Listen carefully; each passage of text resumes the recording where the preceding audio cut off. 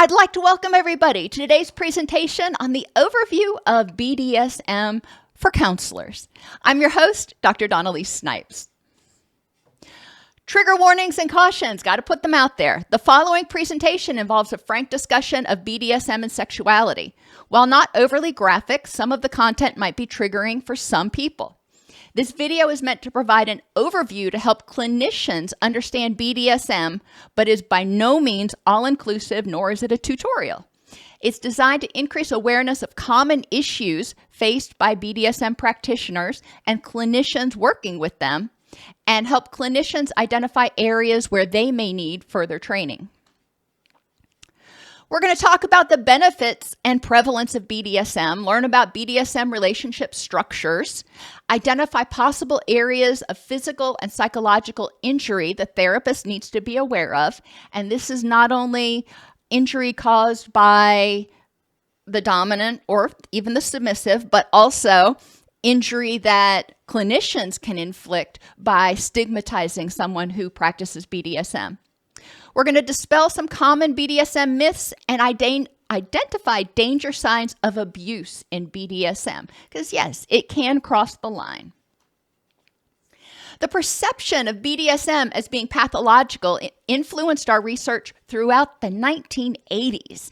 I mean, throughout the time I was growing up, it was really considered something that was done in dungeons and back alleys. And it tended to focus on non-consensual sexual sadism and incidental S&M-related fatalities. Now remember, BDSM, the hallmark is safe, sane, and consensual. So if you're doing it safely, you're not going to have fatalities. And if you're doing it consensually, then that's something completely different. And so what we're talking about today is sexual acts that are engaged in by one or more people that are done in a safe, sane, and consensual way. BDSM practitioners differ minimally from the general population in terms of psychopathology. So you're not going to find that people who are more who struggle with more mental illnesses are more likely to practice BDSM. No, that's not actually the case. BDSM interests and behaviors are relatively common and are linked with sexual and relationship satisfaction. All right, sexual and relationship satisfaction. It's not something people get into because they're dissatisfied with their sex life and they're just trying to find something and it's still not working. So this is an interesting avenue for couples to explore, and I'm sorry, I shouldn't have said couples, for people in relationships to explore, because it can be a group of people, remember, in polyamory. Think about it. People regularly engage in grueling activities that push their limits, and they emerge feeling more confident and empowered. This is what we're doing in BDSM. Skydiving, that's, maybe not as grueling as like military training, but it can be kind of scary and very scary, but people do it and they emerge and they're like, wow, what a rush. That's what we're looking for. Childbirth. And I'll tell you, after I had my first child, well, definitely after the second child, both of them without anesthesia, my empathy for people regarding their pain tolerance went down just a little bit. I'm like, once you've had a baby, come back and talk to me. Now, I do just a little bit, but people do practice for natural childbirth, and that is grueling. It pushes their limits, and when they're done, it's just this amazing experience, fueled obviously by endorphins and hormones and everything else. Military training, it's grueling. But once you're able to do that, whatever course it is or whatever thing that you're training to do, you feel empowered. In sports, coaches are essentially dominants and players are essentially submissives. The player comes in and says, Coach, I want to be an NBA basketball player. And the coach says, well, I can't guarantee that, but I will do everything in my power to help train you and make this make this desire a reality. And so again, in BDSM, you've got two people who have desires that they want to see come to fruition. And it's about meeting the desires of both individuals, or all individuals. I apologize. Prevalence in 2017, Holovet et al. Reported 46.8% of the population engaged in BDSM-themed activities. It's almost half the population. So every other patient that you see may likely engage in some BDSM-themed activities. 12.5% engage in at least one BDSM-related activity on a regular basis. Now, this can be spanking. It can be blindfolding. It can be bondage. And when I say bondage, that goes the whole gamut from handcuffs to very intricate bondage rituals. 69% of the general population, more than two-thirds of the general population fantasized about BDSM-related activities. Among Canadian university students, 72% of men and 59% of women had fantasies of being tied up, and 65% of men and 58% of women had fantasies about tying someone else up. So we have equal opportunity. There are a lot of very successful, very capable, competent dominants that are female as well as those that are male. 60% of men and 31% of women indicated positive thoughts of whipping or spanking someone. Now, when we're thinking about this, what we're talking about is safe, sane, and consensual whipping or spanking, not causing them incredible harm against their will. That's not what we're talking about in 99.9% of the cases. Always it's with their consent. Some people prefer rougher play, and that's where we start to see more experienced practitioners also be the ones that tend to present with occasional marks, because they are engaging in more intense play. About 50% of the general population prefer, in the study, an unequal power dynamic in their sexual relationship. One partner preferred to be dominant and the other partner preferred to be submissive, or they wished it was that way. And they may have, and that's one area that there may be discussions about. We also have, and I'm getting ahead of myself, in BDSM, what we call switch. There's the dominant person or persons, there's the submissive person or persons, and there are people who sometimes they play the dominant role and other times they play the submissive role.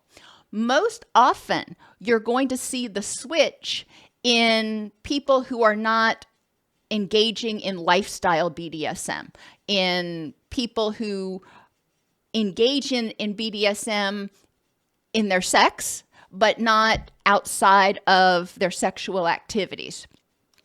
But that's not always true. Many people engage in BDSM behaviors, but don't think of it as BDSM.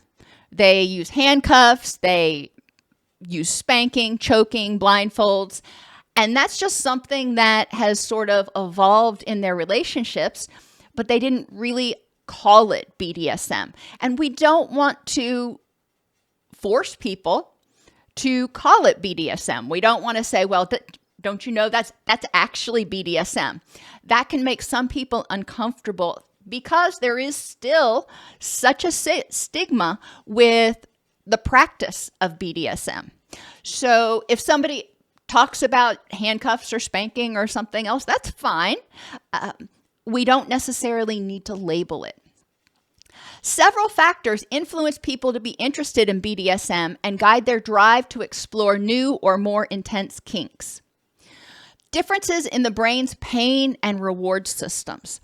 People who engage in BDSM, especially those who are submissive, often tend to have a higher pain threshold and tend to seek more rewards. They're sort of adrenaline junkies, if you will.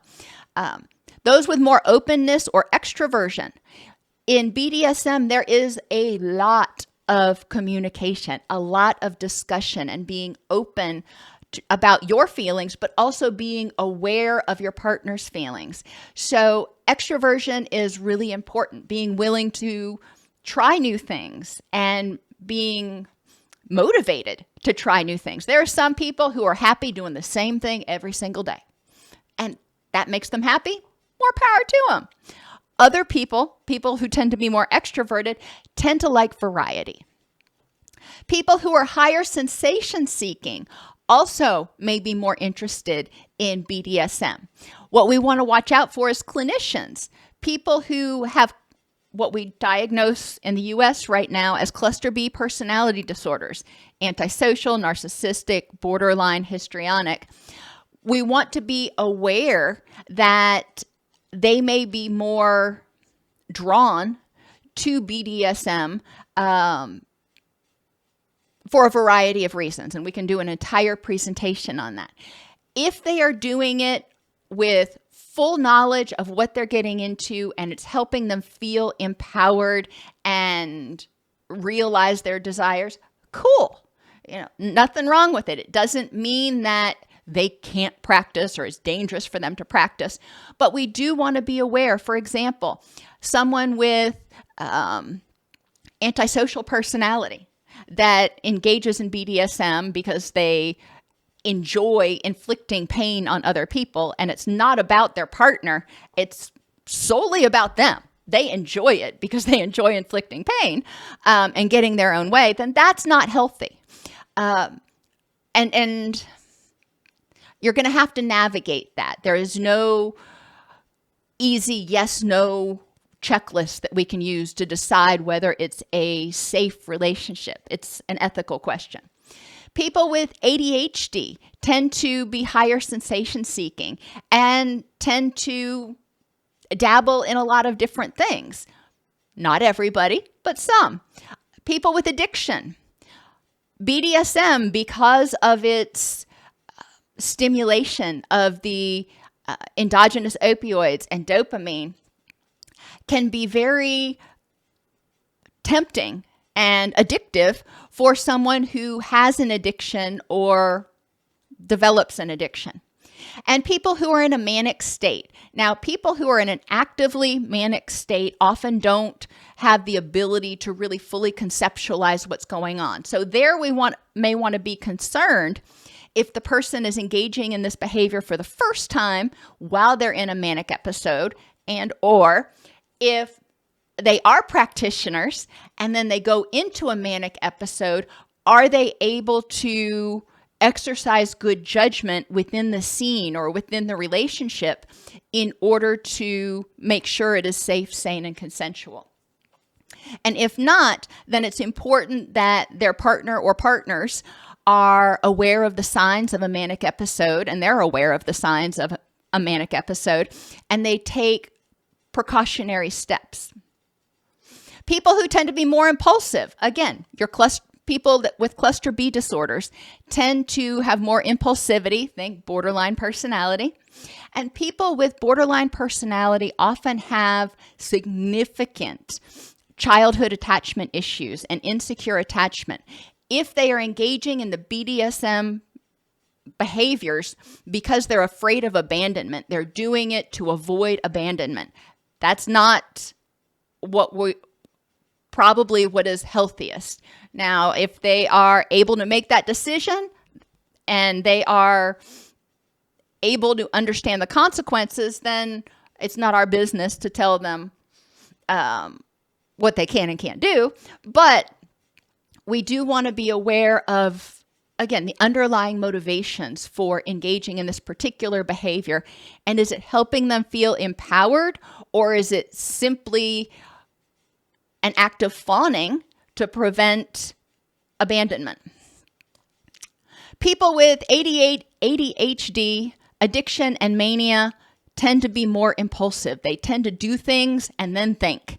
And that's not going to work most of the time in BDSM. We need to make sure that the person is present in the moment and is conscious of what they are doing. And the same thing with the with both the dominant and the submissive. The submissive may get into a flow state where they're present, but they become very uninhibited, and the dominant may need to know where those boundaries are so the dominant doesn't push the submissive past their boundaries unintentionally. People with more active coping styles like problem solving and taking action tend to be more interested in BDSM. I thought that was an interesting point. And attachment styles and couple dynamics also influence willingness to explore limits in a BDSM context.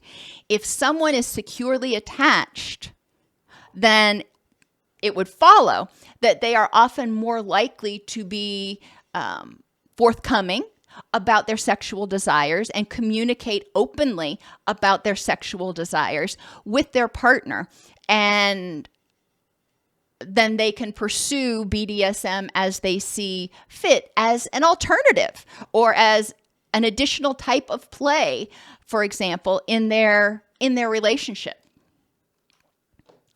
There were no differences on measures of empathy between dominant, submissive, and switch BDSM practitioners. So that myth that people who practice BDSM, particularly dominance, are not empathetic is inaccurate. It's a false assumption. In reality, the dominant, in many cases, as I mentioned, has to be almost more empathetic in order to make sure that when the submissive is in flow state, that they are not taking advantage of the situation. In another study of 283 BDSM practitioners in China, it was found that being in the submissive role during BDSM weakens female individuals' empathetic responses to others' suffering at both the behavioral and neural levels. So that's a little bit different than what the first study said, but I like to give you all the information, not just one aspect. Recognizing and going back to my example of childbirth, I think once you've done something that's really hard, you can see how people can push through, and you may not have as much empathy. As adults, when we are working with children and the child says, "Oh my gosh, this is overwhelming," and we say, "No, it's not." Well, we've gone through 150,000 more difficult things than they have. So in our perspective, because we have gone through trials, it's not as overwhelming. And it's sort of similar here. So I'm not saying, and the study wasn't saying, that submissives lack empathy. It just changes their empathy a little bit, and they may be more likely to empower people to build on their own strengths instead of rescuing people. And so that was an interesting study.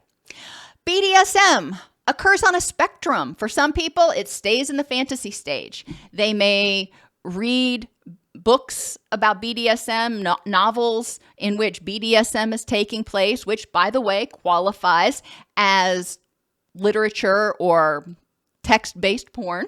And I'm not criticizing, I'm just saying that is an aspect or a type of porn. Occasional play, frequent play, and lifestyle.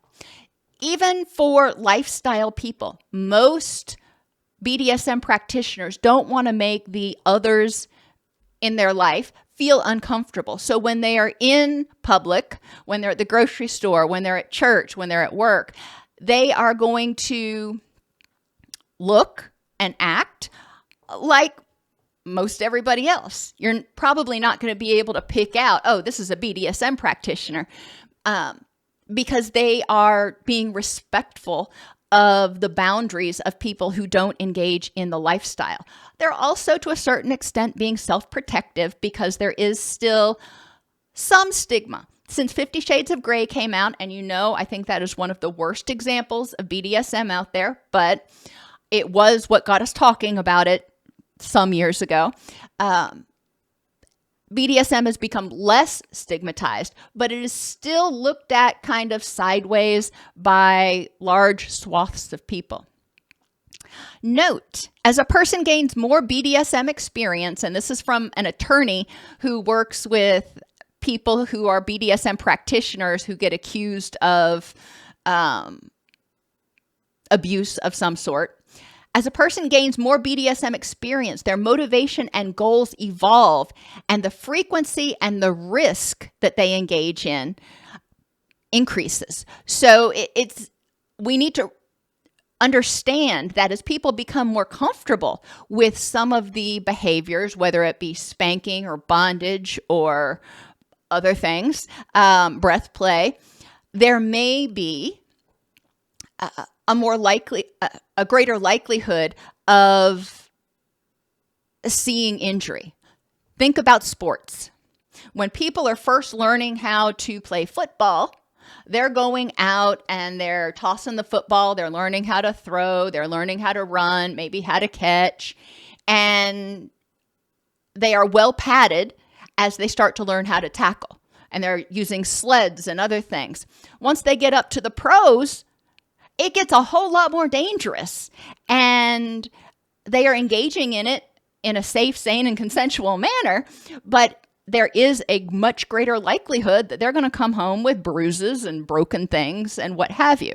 So I'm trying to help you see that everyday activities can produce bruises, just that we think of in the non-sexual realm, as well as BDSM activities. Benefits of BDSM when it's done right. It improves communication and increases intimacy. Remember, intimacy is not just sexuality. It's not just about what you're going to do to one another in the bedroom. Physical intimacy is a sense of closeness, when we improve intimacy of any type, it actually increases oxytocin and the desire to bond.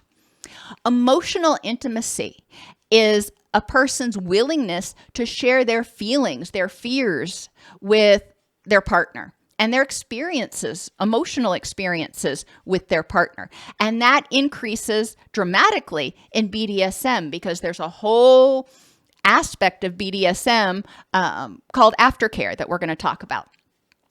And cognitive, it increases intimacy because people start talking about what they want to do and how they think about what's going on. So people, through their communications about scenes, about desires, etc., start understanding each other's way of thinking a little bit better. So it can be really empowering for a lot of people. And it encourages fidelity. And this is another huge myth that people who engage in BDSM are not in committed relationships. They may not be in your traditional monogamous dyad. They may be. There's a lot of people who are in a traditional monogamous dyad that engage in BDSM. There are others who are in polyamorous relationships or CNM, but BDSM does encourage fidelity because the amount of safety and trust that has to be built up in order to allow yourself to be vulnerable to someone is extreme. And in order for BDSM to be successful, people have to have that level of safety and trust in both parties. The dominant has to trust that the submissive is going to use the safe word when necessary, is not going to harm them in some way. And the submissive has to trust that the dominant has their best interests at heart. So it goes both ways. Improved mental health was also seen in a study that found that people who practice BDSM scored better on certain mental health indicators than those who had vanilla sex. Well, vanilla sex, there are a lot of people that I've worked with, that I know, etc., who have been having sex since they were, teenagers or, 20s, but they've never actually talked about what they like or what they want or what they're curious about. It's just been something that they've kind of done and muddled their way through. And a lot of times that leaves people feeling somewhat unfulfilled or bored or whatever. So people who practice BDSM are constantly, at least in the sexual aspect of their relationship, communicating. The BDSM-friendly participants were less neurotic, more open, more aware of and sensitive to rejection. And that's not a bad thing. They were able to sense when their partner wasn't feeling comfortable with something and go, okay, you're not comfortable with that? That's fine. Not about me. You just don't want to do that. They're more secure in their relationships and have a better sense of overall well-being. Reduced cortisol is also a side effect of BDSM. When people engage in BDSM activities, it produces a rush of endorphins, which can eventually result in reduced cortisol. Like after you've had a bad day at work, you go to the gym, you work out really hard, and you come home and you're like, oh, I can finally relax.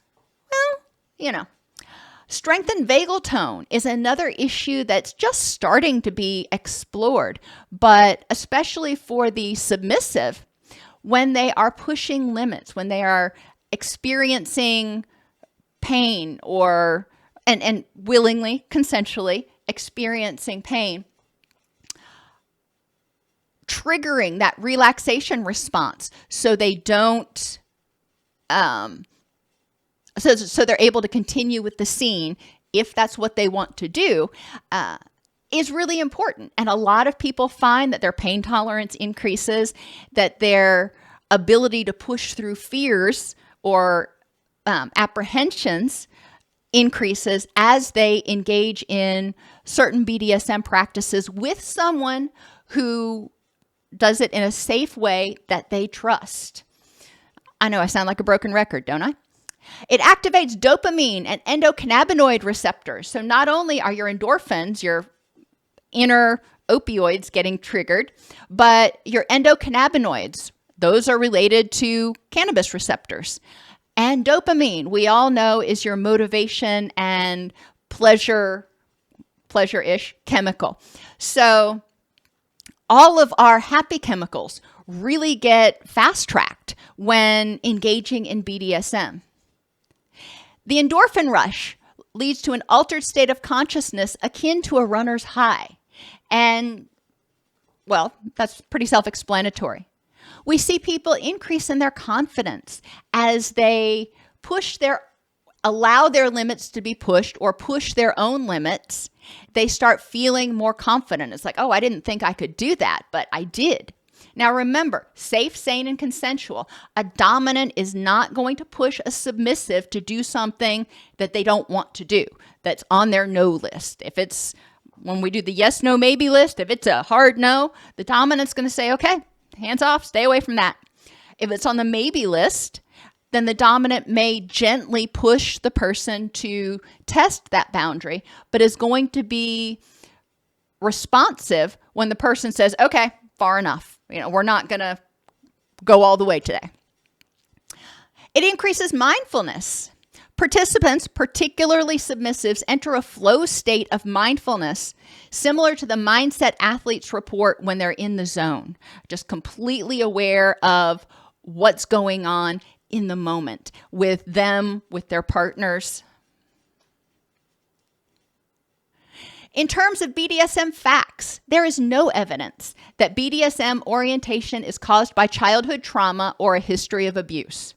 BDSM is simply a sexual interest or subculture, and for most participants, not a pathological symptom of past abuse or difficulty with normal sex.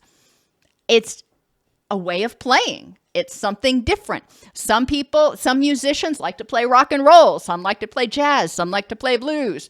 Some people like to have vanilla sex. Some people like to do something else. Okay, more power to you. BDSM does not necessarily cause distress and dysfunction, but sociocultural and political persecutions do. The way we talk about BDSM and BDSM practitioners, the way we present them in the media is really important. And there is a show right now, I think it actually just got canceled, but it's called Billions. and I can't remember what network it's on, but they do a pretty good job of showing a healthy BDSM relationship, and that meets both partners' needs. And so I think that's good. And both partners that are involved are relatively healthy, psychologically, physically, etc. So it gives you a less stigmatized look at what we're talking about. Among males, but not females, BDSM-related sexual behaviors and BDSM identification were associated with increased acquired capability components for suicide and unintentional self-death. Now, I call it unintentional self-death. And a lot of what we're talking about here is autoerotic asphyxiation. I said at the beginning, BDSM can be done with one or more people, and that's where the one comes in. Some people will engage in masturbatory activities and BDSM-related activities at the same time. Because people who practice this a lot tend to push the limits, they may accidentally push the limits to where they kill themselves. And again, that's not intentional. Likewise, if they intend to commit suicide, it doesn't seem as scary or overwhelming because they've pushed the limits so many times. Being aware, if you've got a male client who has clinical depression or is in early recovery from addiction, or bipolar, any of those disorders that put somebody at a higher risk for suicidal ideation, and they practice BDSM, it's important to be very aware. A 2024 study examined the therapeutic functions of BDSM practices among assault victims. What they found was that BDSM may serve as a form of unconscious, subconscious, or overtly conscious repetition of the trauma, with the aim of processing the trauma and healing through deliberate re-scripting. And re-scripting is, I'm not going to do the same thing and end up a victim again. I may go through a similar experience and I am going to be empowered this time. I'm going to be safe this time. It's going to be my choice this time. Likewise, BDSM can trigger trauma and elicit dissociation, guilt, or shame in people, especially people who have a history of assault, and helping them be aware of that. And that's part of mindfulness. That's part of understanding what they need to be on the lookout for when they're engaging in BDSM activities, if they choose to do that, so they don't inadvertently re-traumatize themselves. And so they also know where it's coming from. If after a particularly intense scene, they have what they deem to be an extreme reaction, they may be able to understand a little bit better where it's coming from and take more appropriate aftercare steps to make sure that they, again, aren't re-traumatizing. Many BDSM participants perceive sexual BDSM experiences as not only significantly different from, but also better than mainstream or vanilla sex. BDSM participants construct sex as requiring genital contact while framing sexual BDSM. So we have sex and sexual BDSM. So they frame sexual BDSM as creating sexual fulfillment, which may not necessarily require sexual contact or orgasm. So they are improving intimacy. They are engaging in behaviors that are exciting and titillating maybe, but may not necessarily involve contact of sexual organs. Sexual BDSM is centered on emotional and mental experiences, while sex is centered on the physical ones. And sexual BDSM experiences facilitate deeper interpersonal connections than those available in simply sex. People involved in BDSM stress the importance of everything being consensual. So there will be much negotiation at the start about the things that people do and don't enjoy, and the ways in which the relationship will proceed in terms of the dominant and the submissive, or the switch. People need to have their desires and their boundaries understood at the outset. Checklists and contracts are highly advised. And I wish it wasn't that way. I wish we could just know that we're going to communicate and everything's going to be happy and we're going to sing Kumbaya, but that's not the way it is.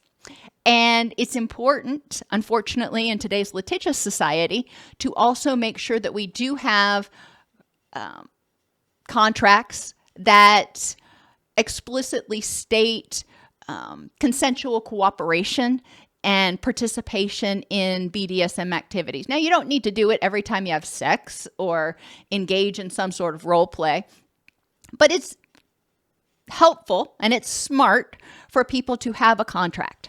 Checklists, like the yes, no, maybe checklist, can be very important. You can find some of these checklists and contracts and learn more about them by talking to people who are practitioners and who are active in your local community. You can go to BDSM websites, communities, and munches to look for more information from those who've been involved in these kinds of practices and relationships. And there are also often local fetish fairs and kink events that may include demonstrations and workshops. Now remember, munches are where people can get together in a vanilla setting and with other people who are BDSM practitioners or BDSM curious, but it's very vanilla and there's no overt sexual role play or there's nothing overt about what's going on. And they're often held in, restaurants and other places. Fetish fairs are more overt, so those tend to be a little bit harder to find sometimes, but they are available. There is a lot of awful information out there, even from proclaimed professional dominants. If you go on to Reddit and you go into some of the forums and you start listening to some of these people, even the ones who have like hundreds of thousands of posts or whatever, doesn't mean they're safe, sane, and consensual. It could be that they are so far off the wall that people just want to subscribe to see what they have to say. Each person in a BDSM relationship has to define for themselves what is acceptable and safe, sane, and consensual. As clinicians, we can help people define their sexual interests. If they say, I'm curious about BDSM, but I don't know where to go with it, or I've been thinking about it. Okay, so let's talk about what things you're interested in. Yes, no, baby list. That would be a place to start. Explore how those sexual interests contribute to their rich and meaningful life. Are you wanting to do this because you think it'll help you have a more fulfilling sex life? Because you think it'll help you have more confidence? Because, what's your motivation? And encourage people to explore that. And are you doing this because you're trying to avoid abandonment? Probably not the healthiest motivation, or because you're trying to nurture your relationship that's already healthy. Chocolate chip cookie analogy. You've heard this one. I've made it before, that people who are in relationships, you have chocolate chips. They're awesome on their own. You can eat them by themselves, don't need anything else. You have sugar cookies, awesome on their own. Don't need anything else. When you put them together, they bring out the best in each other. But they don't need each other, but they can enhance each other. Now, some people might add peanut butter morsels to the chocolate chip cookies and think, oh my gosh, that is just it. That's the epitome. Other people may not like the peanut butter morsels added or be allergic to the peanuts. Okay, not for everybody. And that's what we want to talk about. I know I always go back to food, but that's what we want to talk about with our clients.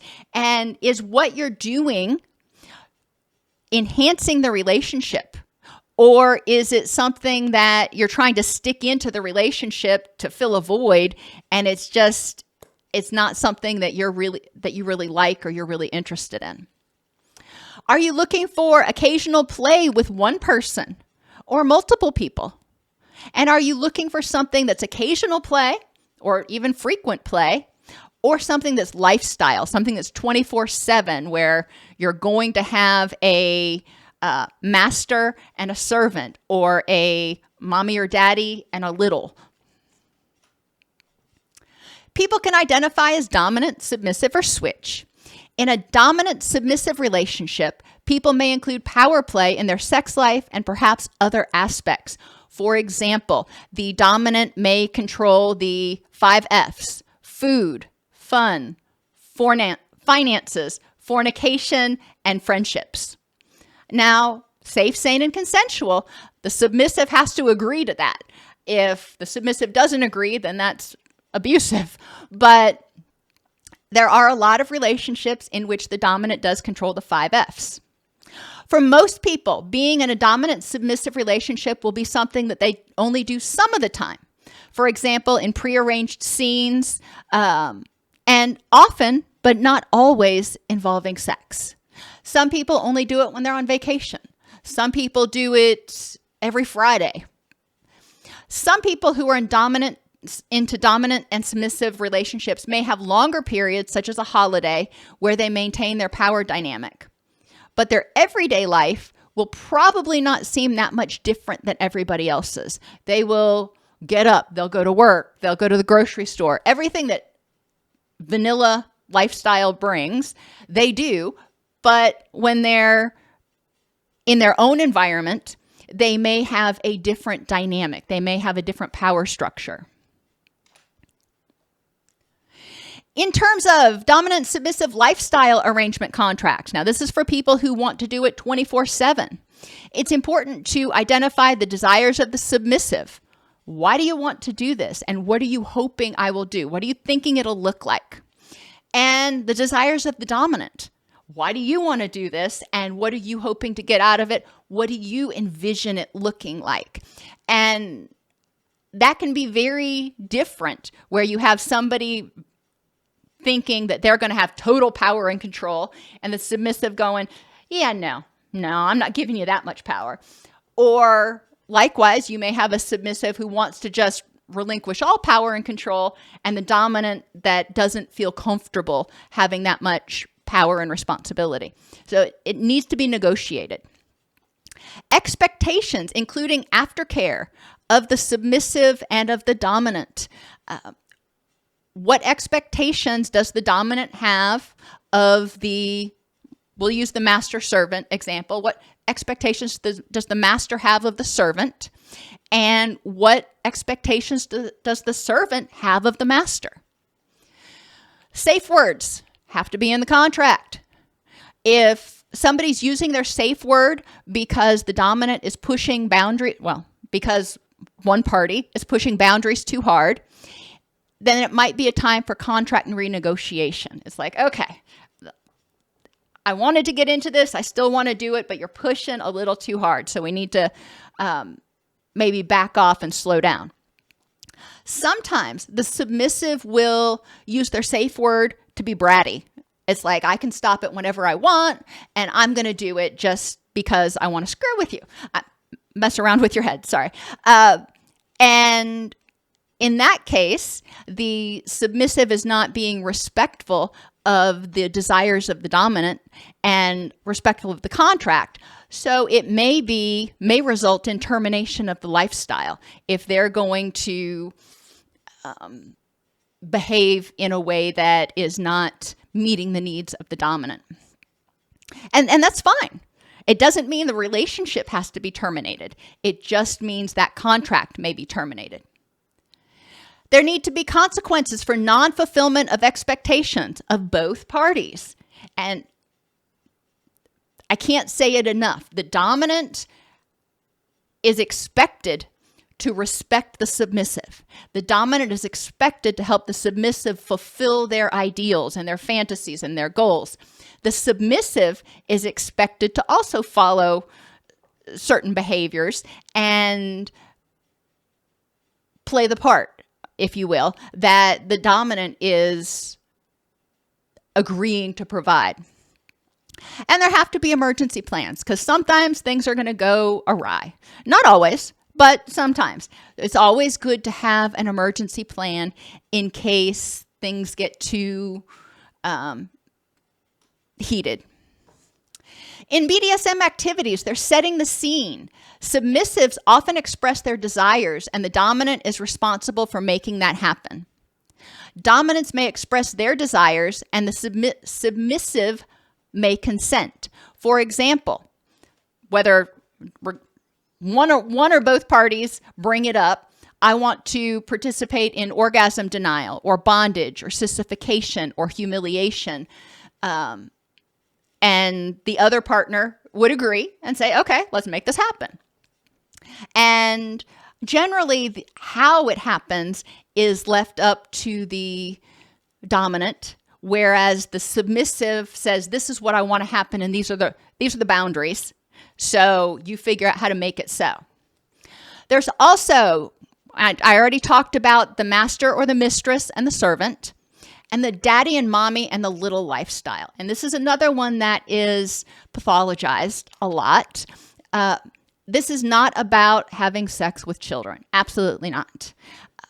A lot of times in the parent-little lifestyle, the little is one who wants to abdicate all responsibility. They don't want to grow up. They want to be told what to do, what to eat, when to do it, just like a child is. They're not dressing up in little kids' clothes or anything. They are acting like a child, and the dominant is providing that parental guidance role. So it's not about sexual attraction to children at all. Some people who are littles do enjoy regressing to a point sometimes where they are wearing diapers or something, but that is more on the extreme a lot of the times. And it's not about the dominant being attracted to somebody in diapers. It's about the child, the little, wanting to be nurtured like a helpless infant. Once the scene is agreed upon, the dominant is in charge, and the submissive does not top from the bottom. Once you've said, this is what I want to happen, make it so, then the dominant is able to use their creativity. Why do some people like bondage? Well, some people do. It's an art form for some. There are books, volumes on different knot styles, different types of bondage. There's actual artwork of tying people up different ways. It's an artistic expression. Some people like being restrained. Some people find it sensual. Some people like to be engage in bondage because they feel it builds trust and connection. And if they are willing to allow someone to tie them up, then it allows them to experience a level of vulnerability that they don't experience otherwise. It can be excitement, experimentation, part of dominance and submission. As I mentioned, artistic, and sometimes it's just plain role-playing. Caveats and dangers. Breath play and bondage can be very dangerous. There's the danger of asphyxiation, especially if it involves any sort of bondage around, the chest, so a person actually can't breathe, or around the throat or the face. Nerves and circulation. We all have wrapped an ace bandage too tight around our arm once or twice, and your fingers start to turn blue. That's not okay. And knowing how to tie people up in a way that won't lead to circulatory problems and tissue death is essential. And emotional responses can also be a danger for some people. They may think they want to be tied up, and then as soon as they are, it's triggering. Okay, we can work through that. But both parties, not just the dominant is not a mind reader. Both parties need to be mindful of their emotional reactions and willing to use the safe word, willing to call off the scene if it seems like the other person is in a bad place. In terms of discipline, some people prefer to have someone else hold them accountable. Some people enjoy knowing the expectations and where they stand. If I do this, then I get rewards. And if I don't do this, then I'm going to be disciplined. Okay. Some people enjoy pain play. So it's essential, if you are intending on disciplining somebody for punishment, to ensure that it's not rewarding. If somebody enjoys pain, then they may do things in order to get disciplined. What you're doing is rewarding that behavior if they're enjoying it. So it's important to understand the difference. And for those people, spanking, for example, may not be an effective punishment. Frame is how people distinguish their pretend play from actual violence or consensual domination. Or unconsensual domination. Frame is always safe, sane, and consensual. So you're setting these guidelines and boundaries and parameters, and you're saying, this is when we do this. We don't, even if we're lifestyle, we don't engage in this behavior on the outside. We don't engage in this behavior when we're at the grocery store. We don't engage in this behavior when we're at your parents' house. That's not consensual. It's consensual under these circumstances. Flow is defined as a completely focused motivation and immersion and awareness in an act which includes intense and focused concentration on the present moment. You're there. You are mindful. Merging of action and awareness. A loss of reflective self-consciousness, so you become more uninhibited.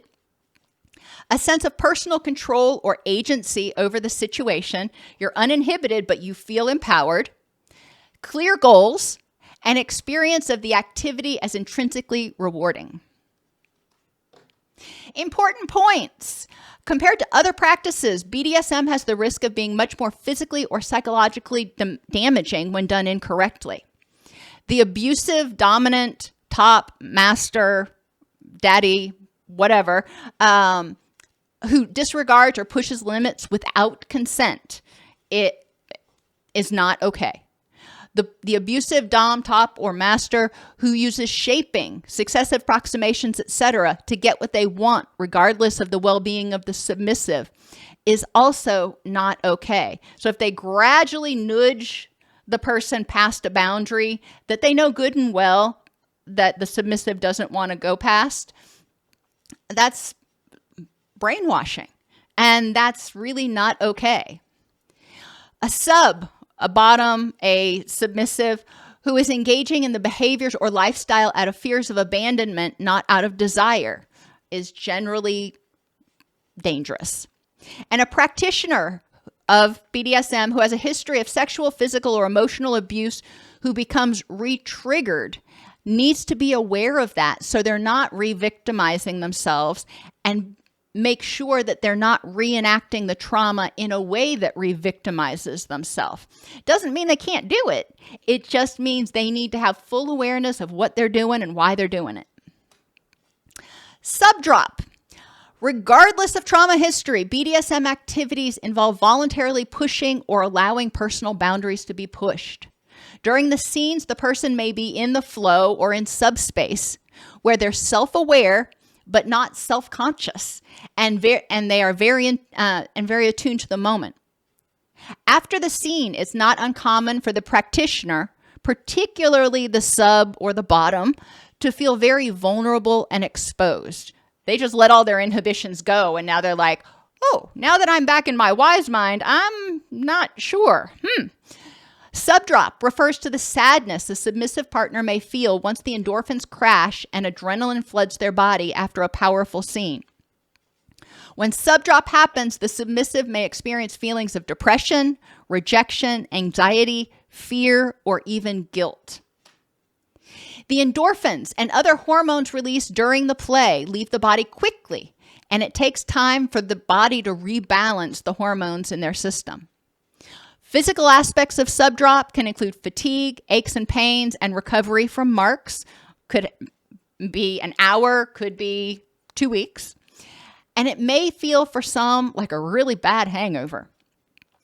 Emotional aspects of subdrop include sadness, which, if not cared for, could go into depression from just one play session. The person may feel lost and depressed for hours or days. They may just stay in bed and want to sleep it off. And people with a history of depression or bipolar disorder need to be extra aware of the impact of the hormone alterations that occur during this intense activity. Not only do you have something intense like you would if you were running a marathon, but then you also have all the sex hormones that are added to it. So it's a much more powerful physiological response and physiological alteration. It can be somewhat scary, especially if it follows on the heels of what may have been an especially powerful, even positive, BDSM scene. Aftercare is essential to make sure that everyone involved feels safe, respected, and cared for after playtime is over. Aftercare means communicating and taking care of one another after the scene to ensure that all parties are 100% comfortable with what went down. What each person needs for aftercare is very personal, and DOMs need to remember to ask the sub if they're going to need a specific type of aftercare. Do you need cuddles? Do you need time alone? What is it that helps you feel safe and respected and whatever after the scene? Subs, on the other hand, must not expect DOMs to be mind readers. They need to be willing to express, this is what I'm going to need. And they need to be able to have that open conversation. Sometimes, for one reason or another, a top or a dom may not be able to commit time to aftercare, and a bottom may crave extensive time after an intense scene. Best practices indicate it's important that a top spend the first 5 to 15 minutes doing some form of aftercare. So the person, the sub feels loved, respected, is not as self-conscious. It helps allay any guilt that may be there. So the sub can't just get up and go, okay, thanks, been real, and leave. Not okay. That prevents the immediate feeling of abandonment from setting in. And if the dom can't stay past that 15 minutes, there's a pre-negotiated babysitter that shows up to sit with the sub until they are feeling okay. Subdrop can occur more frequently in committed relationships or interactions with novice partners. Novice partners may do too much. They may not understand aftercare or subdrop. They just go in and start playing and don't realize the totality of what needs to be done. On the other hand, people who've been practicing for a while can just get plumb lazy. Myths. And for those of you who have to leave, I understand that I'm going a little over. I appreciate you being here. This will be posted on demand as soon as the video is over and I've edited it. So have a great day. Thank you for being here. For those of you who can stay, let's continue. Myths. The dom has all the power. While in the scene, the dom is doing things to or requiring things of the sub that the sub wants the dom to do.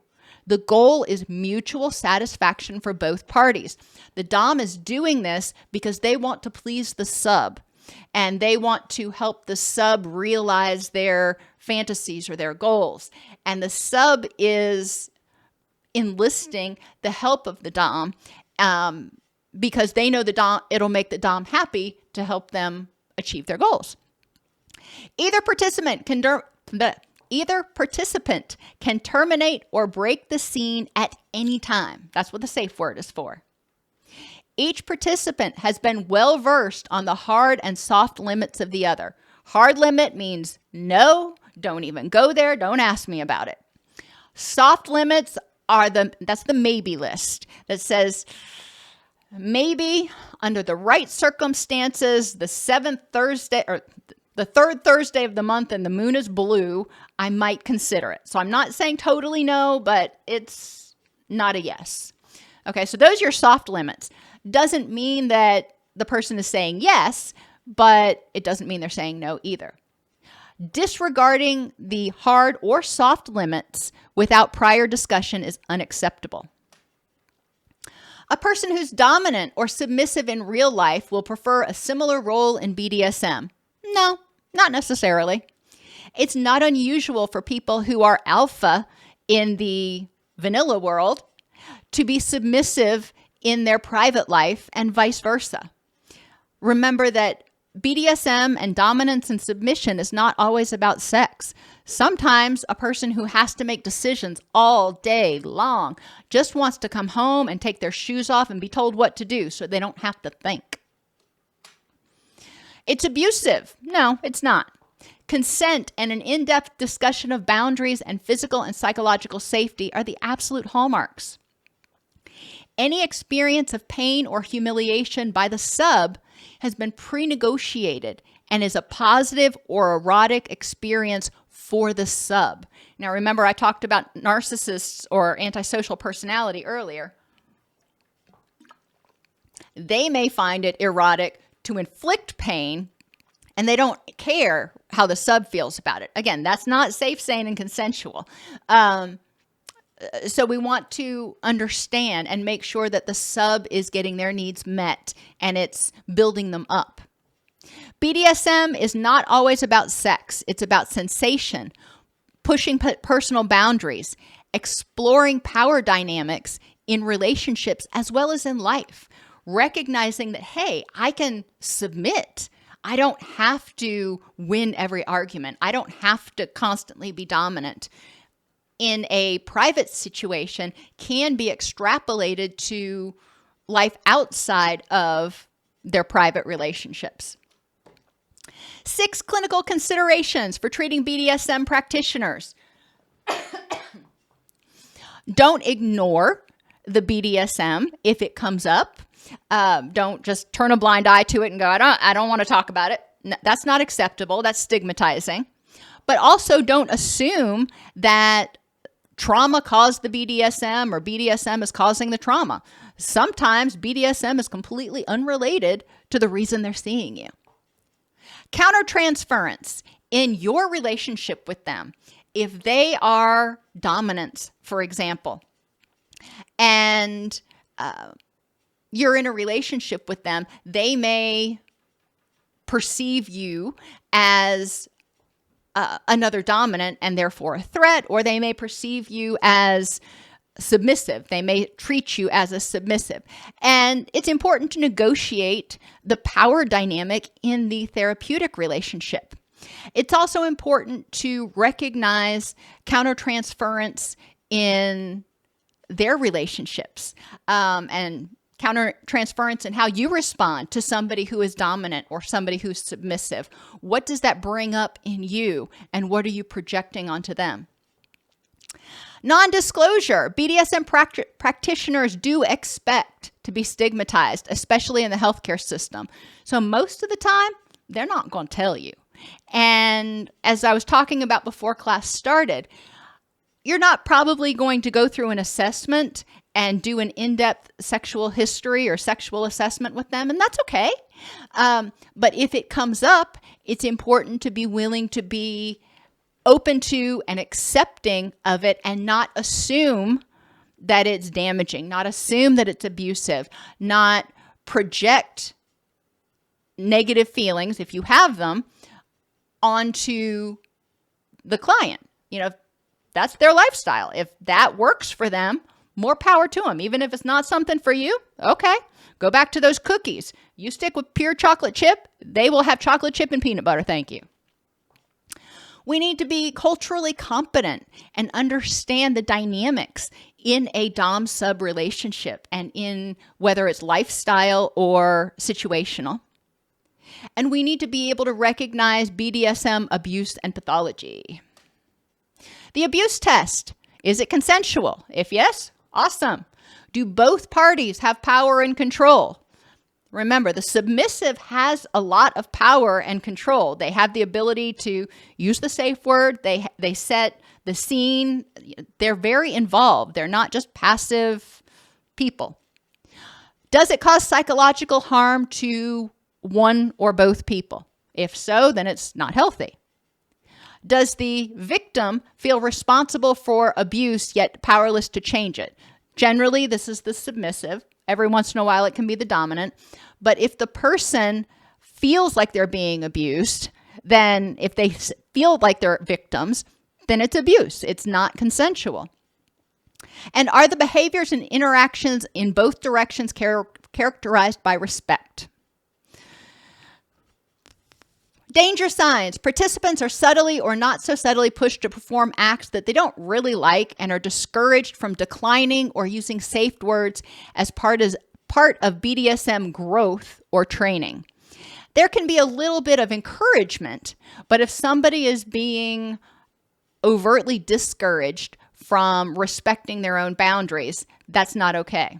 And a lot of times, overly enthusiastic DOMs may think that it's their role to convince people to push it just a little bit further. And that's not usually the case. The submissive needs to be able to respect their own boundaries. Abusive bottoms may suggest DOMs are not good tops if they don't like certain practices or don't feel comfortable taking specific activities to a certain level. And abusive tops may do the same. So the submissives can be very humiliating and shaming of a DOM for not doing it right. And that can be very damaging. A dangerous DOM is more likely to take the sub to the edge prematurely, push them too far too soon to prove something about themselves. And once there, they may play out a set of acts that have worked for them before and not be fully present to the sub's experience. So they're just kind of on autopilot. They're doing what they want to do because they're having fun. In a healthy relationship, the DOM can take the sub to that edge in the appropriate time, remains aware of the submissive's experience and whether it's gone well or whether the sub has decided this is not an edge they want to play with ever again. And the sub and the DOM both feel respected, loved, and cared for. Talking about bottoms with others in a way that's degrading and not consensual, and not in the consensual ways of degradation that have been carefully negotiated. Some people like humiliation. So there are certain types of degradation in certain situations that it may be okay. But if that has not been pre-negotiated, if you're bad-mouthing, and this can be true about tops as well, if you're bad-mouthing your partner or partners to other people, then that's not okay. It wouldn't be okay with anything else either. Participants, especially DOMs that withdraw or stonewall when things don't go their way and say they just need space, can also be a danger sign. They're basically training the submissive that it's not okay to raise hard issues. And if you disagree with me in any way ever, then I'm going to abandon you. And if you constantly agree and do what you're told to do, regardless of how you feel, you will be rewarded with closeness. And finally, participants that engage in constant loyalty testing. Do you really love me? Do you really want to do this? Can I trust you? If you're constantly testing somebody's trust ability, constantly testing their loyalty, then the trust that is necessary for a healthy relationship's probably not there. Best practices include start low and go slow. A highly skilled mountain climber may decide to brave the deadly faces of Mount Everest and come through it alive with a very dangerous but also rewarding experience few others will ever know. More power to them. However, while they're able to make informed choices about their consent with activity, newer folks have too much to learn to really have much insight into wisely taking such a risk. You don't know what you don't know. And you don't want a novice getting halfway up Mount Everest and going, oh crap, I didn't think about all these things. Therefore, it's considered a best practice to tell a beginner to stick to short, marked hiking trails in a moderate climate to start out. So, taking the parallel to BDSM, Stick to short scenes or short times in BDSM or very prescribed behaviors to try it out first before you start moving into the really hardcore, before you start pushing edges really strongly. 2 contraindications in the practice of BDSM. Anyone diagnosed with a severe and persistent mental illness, whether it's developmental, neurocognitive, autism spectrum, personality disorder, or active psychotic disorder, or even an active addiction that, now, mind you, that significantly and consistently impairs their judgment. If they have it under control, if they are stable and they can make good judgment, okay. We want to look for people who have these diagnoses and whose judgment is significantly and consistently impaired. They are at high risk for practicing BDSM. And long-term power exchanges should usually be avoided by people with a lack of a stable sense of self. This goes back to people with, for example, borderline personality disorder or most of your personality disorders. 3 ways in which mental illnesses impact a client's ability to give consent. If somebody is in an active state of mental illness, they may not be able to understand the relevant information and predict what's going to happen. They may not be able to foresee or understand the consequences. If I do this, then these are the potential consequences. They may have difficulty reasoning about the potential risks and benefits, and inability to effectively communicate consent. In determining healthy versus unhealthy BDSM practice, we've said this before, it's safe, sane, and consensual. There's mutual respect for all parties involved and their limits and boundaries. There's a high level of trust and open and honest communication. BDSM covers a wide range of activities, almost all involving some level of power exchange. BDSM practitioners have been found to be at least as well adjusted as the sexually normative culture or the vanilla culture. As many as 20 to 50% of people have engaged in some type of BDSM behavior, including bondage and spanking.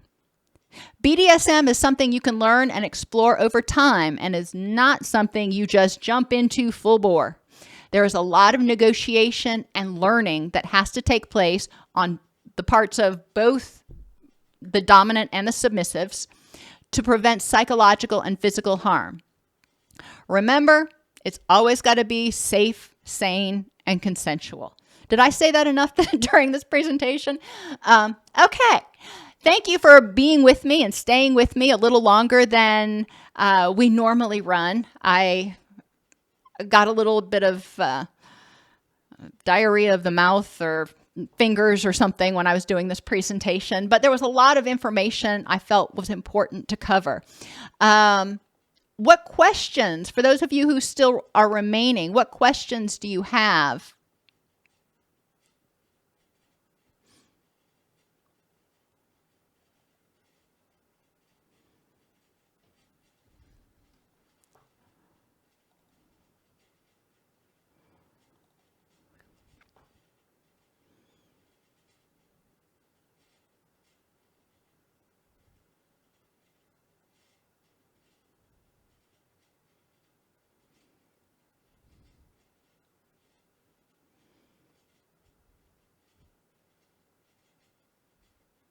Yes, Adriana had a great response earlier about compulsive sexual behavior. Compulsive sexual behavior, which is kind of the term we use for sex addiction now. Yes, BDSM can become a compulsive sexual behavior, but like Adriana points out, the hallmarks of the compulsivity are that it is distressing and interferes in one or more areas of your daily life.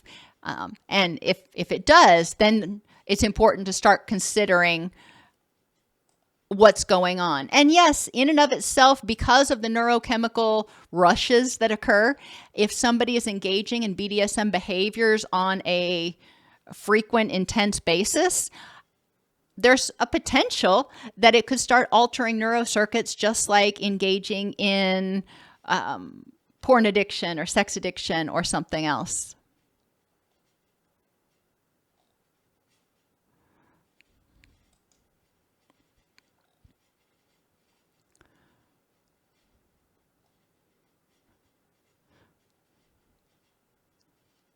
Alrighty. Well, it doesn't look like there are any questions at the moment. I know I went over a lot of stuff, and this is probably very new to a lot of you. So as you think of more questions, please feel free to add them in the comments below, and we will respond to those. If there are other topics in the realm of kink, BDSM, asexuality that you're interested in, where we're talking about sexual behaviors, and please feel free to also put those in the comments, and we will see about adding additional videos in the near future. This topic came up because it's a very common issue. There are a lot of people who practice kink and BDSM, and they don't feel like it's something that they can discuss with their therapists because therapists are largely uneducated about it. And as a counselor educator, and the whole purpose of these Wednesday live webinars is to educate counselors so they can better provide a safe and accepting environment for people who are interested in exploring kink and or BDSM, or talking about it. And obviously you're not going to do it in the counseling session, but they're interested in exploring it in their lives, and they want to process what they're thinking about with their therapist.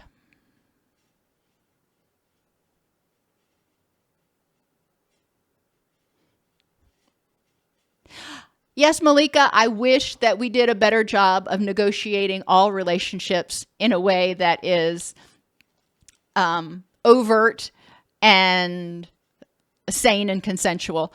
That would be wonderful. That would be wonderful if that was part of premarital counseling or pre-relationship counseling. But unfortunately, in many cases, it's not.